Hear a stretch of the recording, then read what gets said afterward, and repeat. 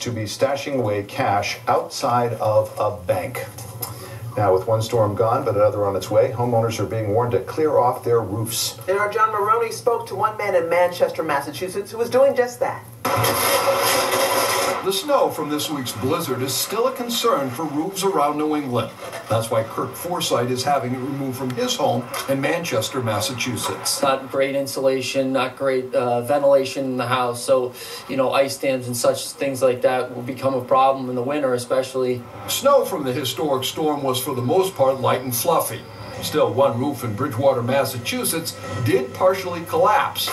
So getting the snow cleared off is even more important in the event of more storms and rain, which will only add weight to your roof. Before it was light and fluffy and you're building snowman and you're having fun. Now with the wet snow is 4 times heavier than the fluffy white snow. Kirk Forsythe's home is an old barn from the turn of the century. He just replaced the roof, but he still gets ice dams and ice buildup because of poor insulation and ventilation.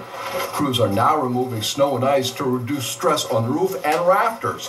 Homeowners are not recommended to do this kind of work themselves. I've seen houses that have ice all the way up to the ridge of the roof because of the water that comes down. It's all just ice, and the moment you get up there, you start slipping. Not a big fan of heights. A, B, looks a little slick up there. It can safely be on the ground. If you do need to have your roof cleared off this winter, a bit of advice from the experts: hire a licensed contractor, and if they offer you a deal that's too good to be true, it probably is. In Manchester, Massachusetts, John Moroney, NECN.